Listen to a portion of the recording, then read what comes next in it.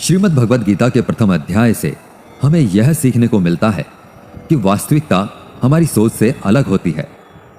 हमें नहीं पता होता कि जब हम कोई काम करने का निश्चय लेकर जा रहे होते हैं तो वहां पर क्या हो सकता है। जब हम किसी बुरी चीज का सामना करते हैं तो हम संयम खो बैठते हैं और घबरा जाते हैं। घबरा जाने के बाद हम हमारा ही असली रूप भूल जाते हैं। इसी तरह हमारे शरीर, हमारे मन में भी अच्छाई और बुराई का युद्ध निरंतर चलता रहता है। धर्म क्षेत्र और कुरुक्षेत्र दोनों हमारे ही भीतर उपस्थित होते हैं, जिनके कारण हमारे मन में भी अर्जुन की ही भांति तरह तरह के संशय, तरह तरह के भ्रम उत्पन्न होने लगते हैं।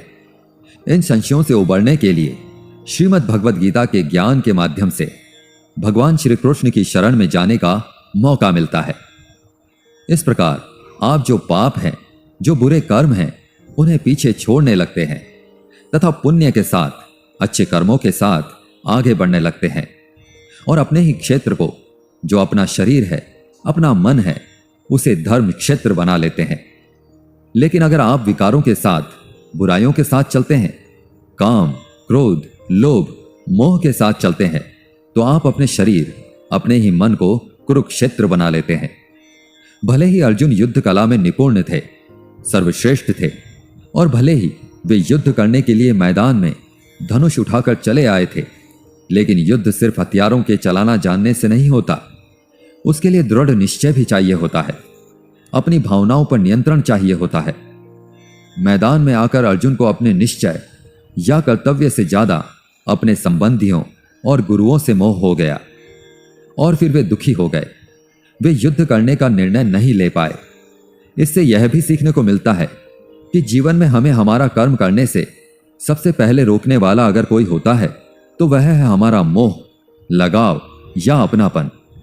जैसे कि आप सुबह जल्दी उठ तो सकते हैं, अपने शरीर और मन को स्वस्थ रखने के लिए व्यायाम या योग प्राणायाम कर सकते हैं, लेकिन आपको अपनी नींद और आलस से मोह होता है। आप अपने लक्ष्य को प्राप्त करने के लिए कठोर परिश्रम तो कर सकते हैं, लेकिन आपको अपने आराम से लगाव होता है। अर्जुन एक क्षत्रिय थे और युद्ध करना ही उनका कर्म था, और वह युद्ध करने में बहुत अच्छी तरह से अभ्यस्त भी थे, लेकिन वे मोह में आकर, लगाव में आकर अपना कर्म भूल गए। इसलिए अगर जीवन में आपको चुनौतियों से लड़ना है तो आपको अपने लगाव का बलिदान करना आना चाहिए। दोस्तों, इसको आप इस तरह से भी समझ सकते हैं। मान लो आप किसी से बहुत प्रेम करते हैं, लेकिन वह मनुष्य आपके प्रेम की कद्र नहीं करता। ऐसे में आपको उसका प्रेम पाने का मोह नहीं होना चाहिए, क्योंकि लगाव किसी भी तरह का हो, जब तक वह है, आप अपने जीवन के अर्जुन नहीं बन पाओगे।